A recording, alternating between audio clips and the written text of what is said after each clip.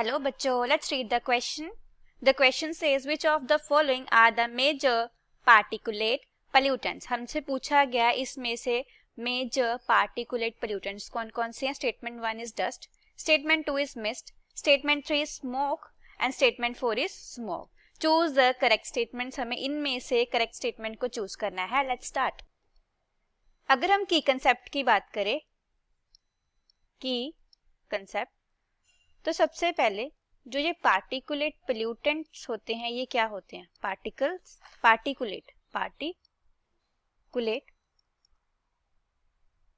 pollutants.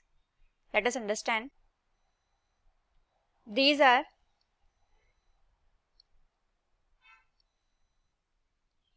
solid particles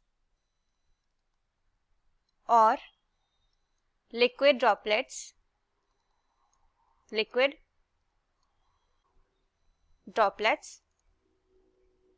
whose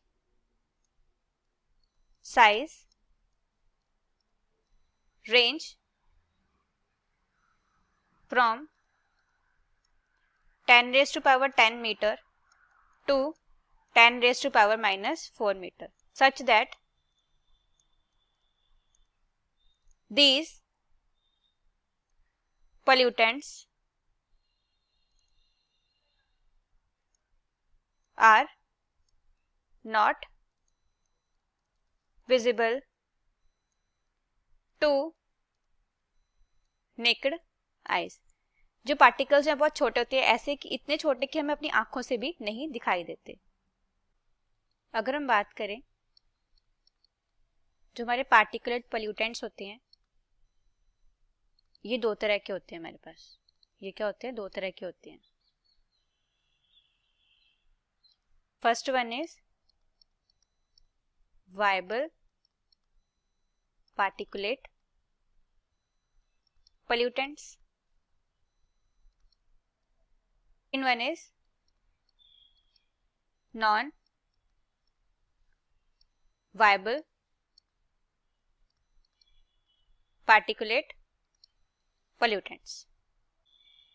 अगर हम बात करें viable की, these are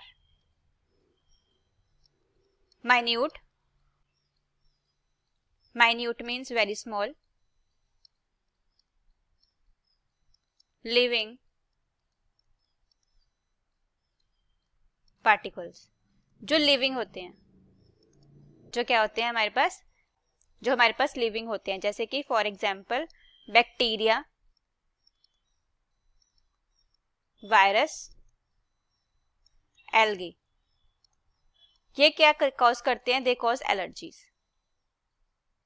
एलर्जीज हो जाती हैं. अगर हम नॉन वायबल पार्टिकुलेट पोल्यूटेंट्स की बात करें, दीज आर माइन्यूट, ये भी बहुत छोटे होते हैं, नॉन लिविंग पार्टिकल्स, जिनमें जान नहीं होती. इसमें कौन से आते हैं? हमारे नॉन लिविंग पार्टिकल्स आते हैं, जैसे कि fumes, smoke, dust, mist. Fumes क्या होती है? हमारी कंडेंस्ड वेपर. जब किसी चीज की हमें वेपरस फॉर्म मिल जाती है, कंडेंस्ड वेपर होती है, उसको हम क्या बोलते हैं? फ्यूम्स बोलते हैं.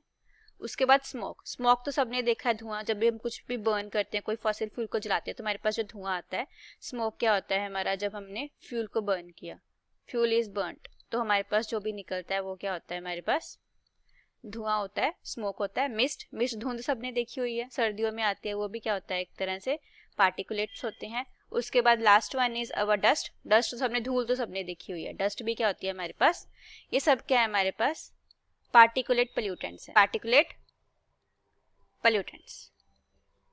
अगर हम बात करें स्मोक की, स्मोक कैसे बनता है हमारा?